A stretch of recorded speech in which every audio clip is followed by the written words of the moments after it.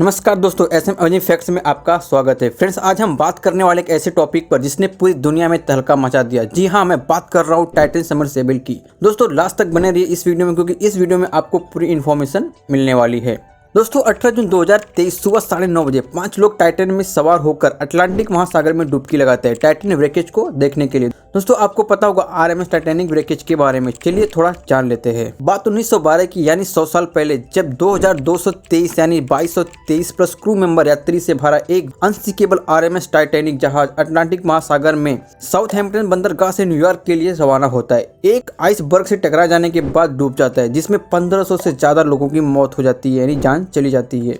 जहां पर जहाज डूबा था वहां का तापमान लगभग -2 डिग्री सेल्सियस था, जिसमें किसी नॉर्मल इंसान के 20 मिनट से ज्यादा जिंदा रहने की संभावना बहुत कम होती है। आपको मैं बताना चाहूंगा कि जब ये जहाज डूब रहा था तो वो 2 टुकड़ों में टूट गया। महज 4 घंटे के अंदर जहाज पूरा का पूरा डूब गया और समुद्र में लगभग 4 किलोमीटर की गहराई में समा गया। कभी ना डूबने वाला जहाज देखते ही देखते पूरा का पूरा डूब गया, जिसे पहली बार 1985 में रॉबर्ट ब्लाड और उनकी टीम ने खोज निकाला। तब से लोगों के मन में टाइटैनिक के मलबे यानी व्रेकेज को देखने की इच्छा जागी। दोस्तों, आपको बता दो, तब 2009 में एक कंपनी आती जिसका नाम है ओशियन गेट, जो कि एक प्राइवेट कंपनी है, जिसके फाउंडर स्टॉकटन रस एंड गुइलेर्मो सोहन लेन है। पहले ओशियन कंपनी का काम सबमर्सिबल प्रदान करना था, लेकिन 2021 में कंपनी ने लोगों को टाइटैनिक का मलबा भी दिखाना चालू किया, जिसके लिए ओशियन गेट कंपनी $2,50,000 यानी अगर इंडियन रुपीज में बात करें तो 2 करोड़ रुपए पर पर्सन चार्ज करती है।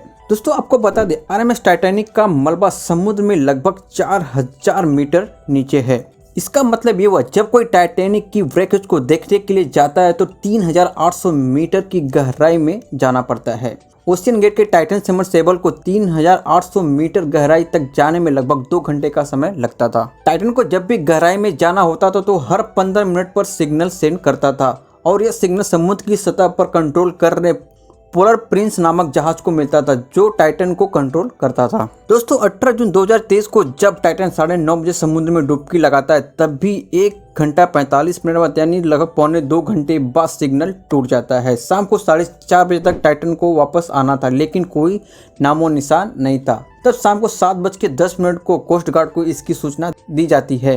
यही से शुरुआत होती 4 दिनों की मल्टीनेशनल सर्च ऑपरेशन, जिसमें हवाई जहाज, शिप और रोबोट का यूज किया जाता है। हर आदमी यही जानना चाहता था कि टाइटन में बैठे 5 लोगों का क्या हुआ। दोस्तों, आपको पता है टाइटन में टोटल 5 लोग सवार थे। पहले एक्सन एविएशन के चेयरमैन हामिश हार्डिंग, जिनके नाम 3 गिनीज वर्ल्ड रिकॉर्ड थे।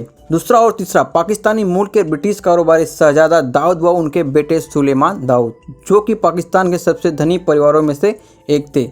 अगर हम चौथे की बात करें तो पॉल हेनरी उर्फ मिस्टर टाइटैनिक, टाइटन पर डूबने में सबसे अनुभवी फ्रांसीसी समुद्री गोताखोर थे, जो वास्तव में 1987 में मलबे के लिए पहले मानव युक्त मिशन का हिस्सा थे और वर्तमान में आरएमएस टाइटैनिक के अनुसंधान निर्देशक के रूप में काम कर रहे थे। और 5वें ओशियन गेट के सीईओ और पनडुब्बी के पायलट स्टॉकटन रस। दोस्तों, अगर टाइटन की बात करें तो टाइटन की लंबाई 6.7 मीटर थी और वजन 10,400 किलोग्राम का था, जो कि एक वीडियो गेम कंट्रोल से चलता था।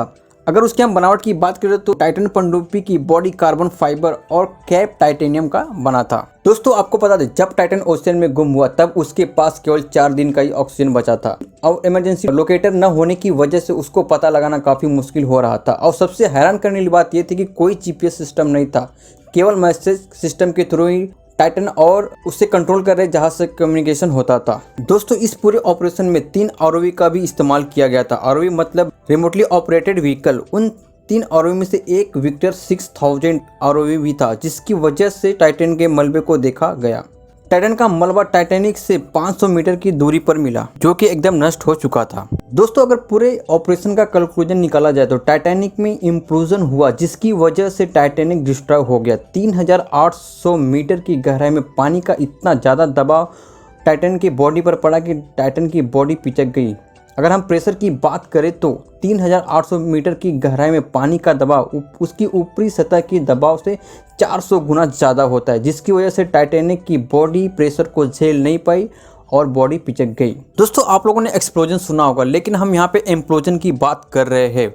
चलिए हम एक्सप्लोजन को समझ लेते हैं। अगर कोई सिलेंडर हो जिसके अंदर गैस भरी जा रही हो और गैस इतनी ज़्यादा भर जाए कि वो सिलेंडर प्रेशर को संभाल ना सके, तो वहाँ पे क्या होगा कि सिलेंडर फट जाएगा, तो उसको हम बोलते हैं एक्सप्लोजन। बट अगर सिलेंडर के ऊपर हम बाहर से प्रेशर लगाए तो सिलेंडर क्या होगा, पिचक जाएगा। तो इस केस को हम बोलते हैं इम्प्लोजन। तो यहाँ पे टाइटैनिक के ऊपर बहुत ज़्यादा प्रेशर लगा जिसकी वजह से टाइटैनिक का कवर पिचक गया और उसके अंदर बैठे लोगों की मौत हो गई। और आपको बता दें यह इतना कम समय में हुआ कि मरने वालों को इसका पता भी नहीं चला होगा। इम्प्लोजन होने में मात्र मिलीसेकंड का टाइम लगा होगा, जिसे कैटास्ट्रोफिक इम्प्लोजन कहते हैं। दोस्तों आमतौर पर सबमर्सिबल स्टील या टाइटेनियम की बनाई जाती है, लेकिन टाइटन कार्बन फाइबर की बने होने की वजह से यह हादसा हो गया, ऐसा माना जाता है। और काफ़ी दिनों के बाद आखिरकार टाइटैनिक के मलबे को बाहर निकाला जा चुका और आगे की कार्रवाई शुरू हो चुकी है। तो दोस्तों कैसी लगी जानकारी कमेंट कर आप जरूर बताएं। अगर आप हमारे चैनल पर नए हो तो चैनल को सब्सक्राइब कर लीजिए, वीडियो को लाइक कर लीजिए और बेल आइकन को प्रेस करना न भूलें, जिससे कि आने वाली वीडियो का नोटिफिकेशन आपको मिलती रहे। Thank you.